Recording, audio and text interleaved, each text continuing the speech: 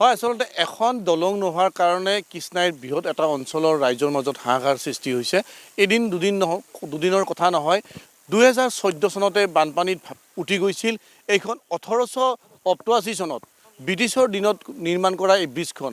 কিন্তু সেই ব্ৰিজখন 1888 চনত নিৰ্মাণ কৰা ব্ৰিজখন 2014 চনত বানপানীত উঠি যোৱাৰ পিছত ইয়াত কিন্তু কোনো দলঙৰ ব্যৱস্থা নহ'ল।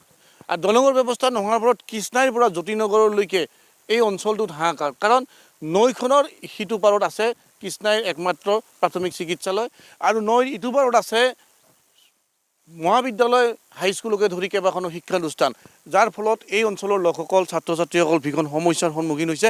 কাৰণ এই দলংখন এনেদৰে ভাঙি পৰি যোৱাৰ পিছত কিন্তু কোনো এখন চৰকাৰে আজিলৈকে এই দলংখনৰ নিৰ্মাণ কৰি যাতায়াতৰ সুব্যৱস্থা কৰাৰ কথা চিন্তা নকৰিলে।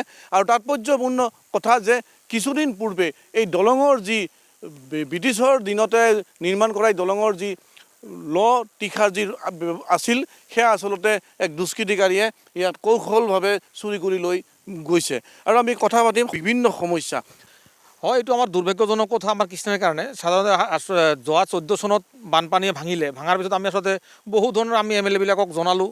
আমি DC অফিচলৈকে কমপ্লেইন আপত্তি জনোৱা হ'ল। তেওঁলোকে ইঞ্জিনিয়াৰে ওপৰ লেভেললৈকে তেওঁলোকে প্ৰপ'জল পঠালে, কিন্তু আমাৰ কৃষ্ণাইৰ ফালে মানে চোৱাৰ কাৰণে কোনো বিভাগীয় কোনো কৰ্তৃপক্ষ নাই, আমাৰ কোনো চৰকাৰৰ ফালৰ পৰা কোনো নাচায়। গতিকে আমাৰ এতিয়া এটাই অনুৰোধ, আমাৰ এটাই ৰাস্তা, আমাৰ হিমন্ত বিশ্ব শৰ্মা ডাঙৰীয়া তেওঁ আচলতে ইমান ডাঙৰ ডাঙৰ কাম কৰি আছে, ইমান ভাল কাম কৰি আছে, গতিকে তেওঁ ইচ্ছা কৰিলে এইটো কাম সহজত কৰি দিব পাৰে, কিন্তু তেওঁ কিয় কৰা নাই। গতিকে আমাৰ ৰাইজৰ ফালৰ পৰা আমি এটাই অনুৰোধ, আমি কাতৰ অনুৰোধ কৰোঁ, আমাৰ বৃহৎ ডাঙৰ এটা কৃষ্ণাই এৰিয়া, তাৰে ভিতৰত সেই যে নেশ্যনেল হাইৱে যাই বহুত ছাত্ৰ ছাত্ৰী এক্সিডেণ্ট হয় আৰু বহুত ঘূৰণীয়া। এতিয়া আমাৰ হস্পিটেল হৈছে এই ওচৰতে হস্পিটেলখন, এইটো পাৰ্টত আমাৰ এই যে বিবেকানন্দ হাইস্কুল, সেইটো পাৰ্টত আমাৰ মানে কৃষ্ণাই মানে হাবৰাঘাট হাইস্কুল কলেজ, বিভিন্ন আমাৰ ইমান যাতায়াতৰ এটা অসুবিধা হৈছে ৰাইজৰ। গতিকে আমাৰ মুখ্যমন্ত্ৰীলৈকে এটা কাতৰ অনুৰোধ থাকিল ৰাইজৰ ফালৰ পৰা, অতি শীঘ্ৰে তেওঁলোকে তদন্ত কৰি আমাৰ যদি ব্ৰিজখন কৰি দিয়ে, আমাৰ ৰাইজৰ কাৰণে খুবেই উপকৃত হ'ম আমি। হয়, আচলতে সমস্যাৰ সন্মুখীন হৈছে, কি ক'ব?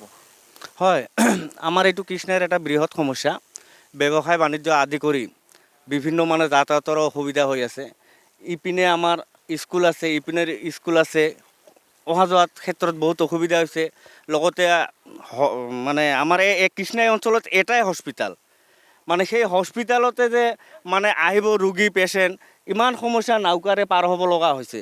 সেয়ে আমি কৃষ্ণাইবাসী ৰাইজ বিনম্ৰ অনুৰোধ কৰোঁ, আমাৰ চৰকাৰ নৱনিযুক্ত চৰকাৰ চেণ্ট্ৰেলত হৈছে বিজেপি চৰকাৰ, সেয়ে আমি বিজেপি চৰকাৰক অনুৰোধ কৰোঁ যে আমাৰ কৃষ্ণাইবাসী ৰাইজৰ কাৰণে এটা উপকাৰ কৰি দিলে আমি ৰাইজে নথৈ আনন্দিত হ'ম বুলি আশা কৰোঁ। আচলতে দীৰ্ঘদিন দাবী জনাই আহিছে দলংখন লাগে, কিন্তু আজিলৈকে দলংখনৰ ব্যৱস্থা নহ'ল। কিন্তু পৰিতাপৰ কথা যে এই দলঙৰ যি আচলতে ব্ৰিটিছৰ দিনত 1888 চনত এই দলংখন নিৰ্মাণ কৰা হৈছিল, আৰু সেই দলংখনৰ যি ইয়াত লৰ যিখিনি সামগ্ৰী আছিল, যিবিলাক জইজ আছিল, সেই গোটেই আচলতে এক দুষ্কৃতিকাৰী চুৰি লৈ গৈছে। কি ক'ব আচলতে?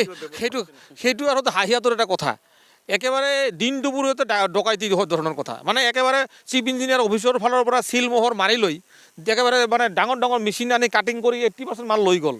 কিন্তু আমাৰ বিভাগীয় কৰ্তৃপক্ষৰ তেওঁলোকে যিটো ডিপাৰ্টমেণ্টৰ মানুহ, কোনো মানুহে গম নাপায়, একো গম নাপায়।